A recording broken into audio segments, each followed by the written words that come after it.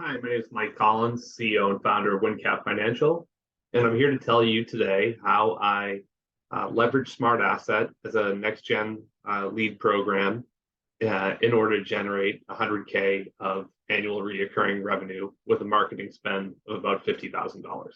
I've been working with Smart Asset since about 2018 when I came across them at an e-money conference in Orlando. Their program sounded pretty innovative to me in terms of what it could produce in terms of consistent lead flow.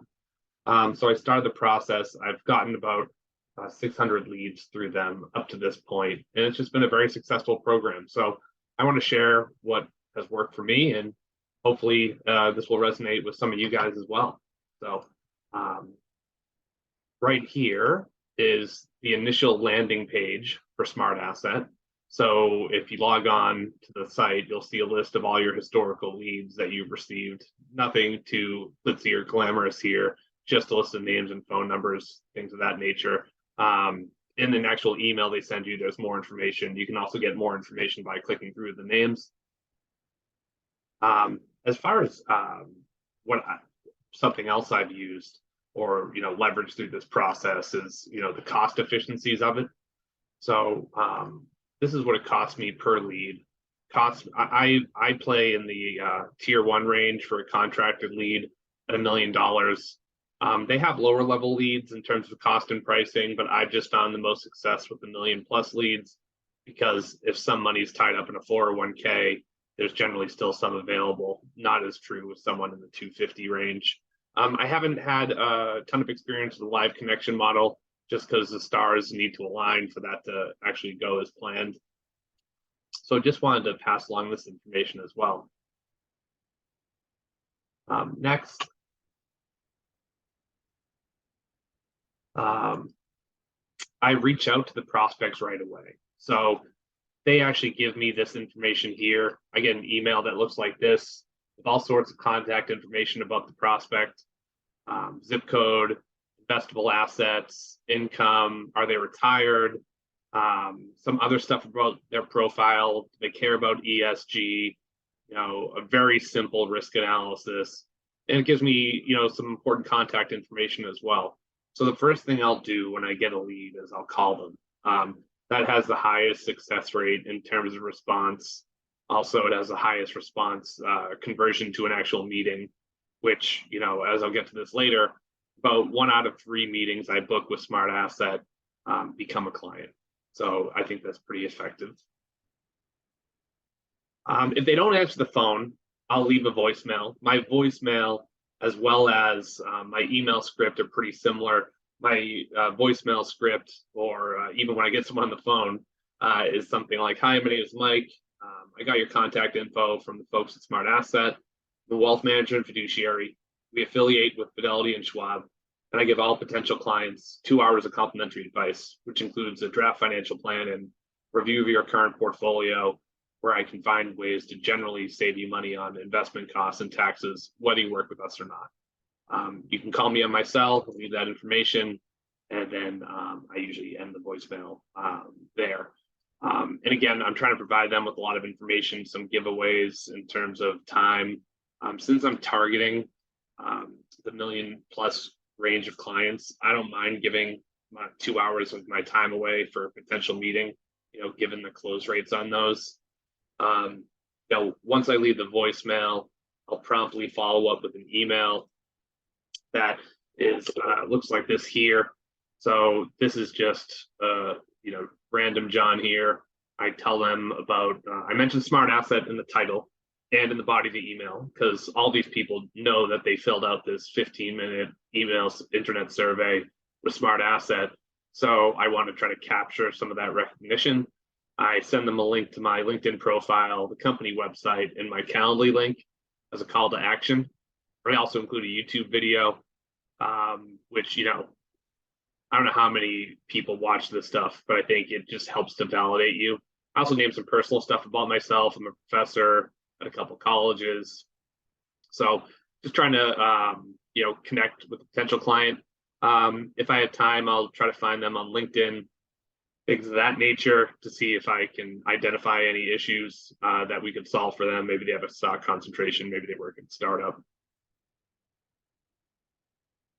And then once I go through all that, I might even wait a week and then, follow up with a text message.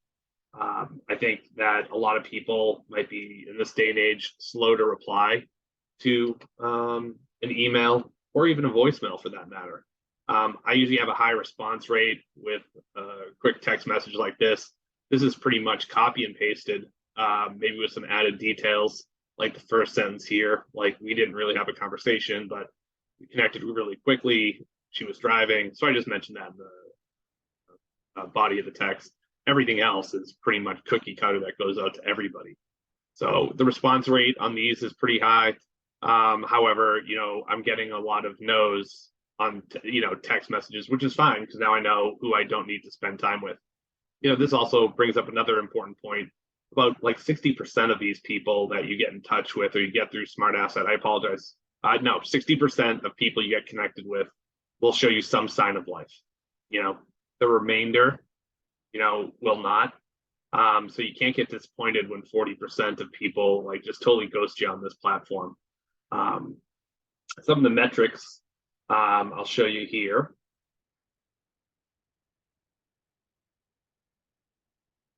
This is my effectively my database. I put them into my CRM, but since I treat Smart Asset prospects differently and I market towards them differently, I'll have a separate database with all these little notes, because some days I'll just go through this list because I've gotten prospect or current clients who I might have spoken with a year and a half ago and their situation changed and I was able to revisit them because I saw some of their notes in here.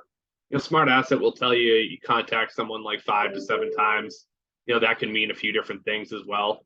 Connecting them on LinkedIn, text, a call, an email. These people, though, just keep in mind they are getting contacted by 2 other advisors at the same time.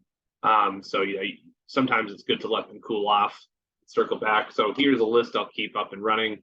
The ones in yellow have shown a sign of life or interest. Reds are no longer interested, not worth contacting. Whites usually have never shown a sign of life. And then in the green is where you've seen I've got a closed business. So that's pretty important as well. As far as the metrics go, here are the metrics from November of 21 through December of 2022. Contact rate of about 59%, 15% of leads we get meet with us. And then we close about 31% of our meetings. This is a little bit different than what Smart Asset tells me, but I think it's just probably a style difference. Smart Asset will sell you on 25%. We'll do a meeting, and then 25% will close. One of the things which I'll get to in a little bit too is, the offer of a financial plan is what I count as a meeting. If I have a 30-minute phone call with someone, I just include that as a contact. So some of it might be how I, evaluate what fits into what bucket. But the bottom line is we end up closing about 4.9% of leads. There's probably a 60-day lag in terms of getting a new client from time of first contact. By the time you meet with them, get to know them, build trust, and establish a relationship, I'd say 60 to 90 days is pretty average. But that conversion rate, if I'm targeting $1 million clients, effectively leads to that number of, if I spend $50,000, I'm going to get $100,000 of new revenue. If I spend $5,000 on Smart Asset, I'll get $10,000 of recurring revenue. And I just have a large sample size that shows that. So hopefully that was helpful in terms of metrics. It's just been helpful in getting us consistent lead flow, throughout the year, increasing it where we need to. We've also started doing some interesting stuff where we're targeting underserved zip codes. So, Smart Asset talked to me this week, and I had a little bit extra of the marketing budget. So we're going to target St. Petersburg, Florida, because they said it's a huge underserved market. There's not enough advisors on their platform, but like too many people looking for an advisor. We'll also engage in a marketing drip campaign. In my presentation, I'll actually have a sample of the one of my newsletters with a call to action in it. But here is just some of the metrics from the newsletter we push out to clients and prospects. Our open rate is 44%, which we're pretty happy with. And then, we also have a summary of what emails or blogs or newsletters, whatever you call them, kind of get the most open rate. And we're pretty consistent around 40% or higher. And then one of the key tools that we've been using, for the past year, we were fortunate enough to be included in the beta of OpenAI's GPT stuff. So we have the AI effectively draft most of the subjects that we're going to write about for like evergreen content. And because it's fact-based and not given an opinion, it saves us a ton of time and idea generation, which is super helpful. Another program we'll run our prospects through from Smart Asset is we'll use Fidelity's Catchlight program. I think it's an independent subsidiary of Fidelity. But effectively, they have this AI tool that shows, interests and facts about a potential prospect. If you give them, if you plug the name and phone number and email into this, it'll give you some interesting information. One of the numbers I hone in on is based on, Smart Asset is effectively my client acquisition cost benchmark. So, based on the numbers of $5,000 of spend gets me, one client and 3 or 4 meetings, my client acquisition cost for a meeting is about $12.50. So if I see someone really likes baseball, maybe I invite them to a baseball game, right? Because would I pay $12.50 for a meeting? Yeah, sure. So I don't generally go out and buy box seats for baseball games, but just trying to give a good example here. This has also been helpful because we'll see if they have potentially a stock concentration in employer stock. If that's the case, then we can lead with an email that talks about how we can deal with that, how we can solve that problem for them. At the end goal, is to get this meeting where I run them through an e-money financial plan, where they get the benefit of knowing an amount of dollars they can potentially spend in retirement based on the assets and income they have.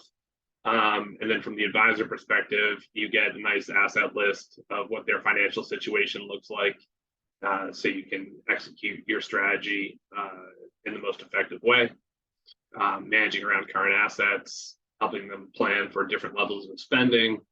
And that's leads to the last slide here, which is a sample meeting summary I'll send to someone. So this is just a fictional family. This first paragraph has a little bit of customization, but it's fairly generic.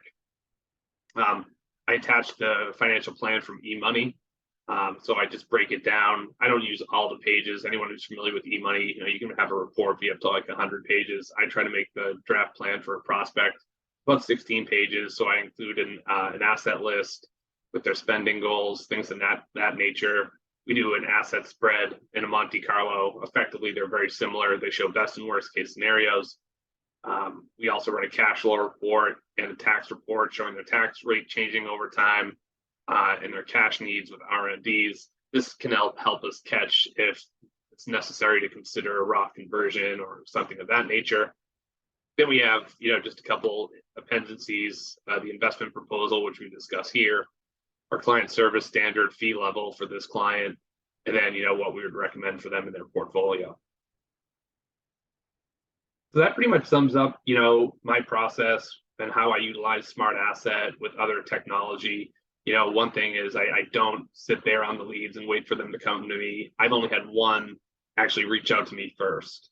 I think speed to lead is super important when it comes to being front of mind, because by the time the third person calls, they might be super annoyed. So there is a little bit of an element of a radio calling contest with some of these people. And then after that, you let them cool off. I'll connect with someone on LinkedIn, email, phone call, right away. And if they don't respond, I'll wait a week or two to reach back out, maybe then with a text. And then, I usually let them marinate after that if I don't hear from them. And then follow up 1 month, 6 months, and a year later. I'll also follow up, during market turbulence. The way I color code that spreadsheet, helps me have seen, people who have shown interest. So if the market's turbulent, or there's a bank crisis at Silicon Valley Bank, I might see who's shown interest, and then from there follow up people who did show moderate interest, and they might be ready to move at this point. So that's another thing I'll consider. Just given the environment, we probably spend about 25% of our time trying to harvest smart asset leads, but we think it's been a very lucrative and beneficial process to us. And thank you everyone for your time.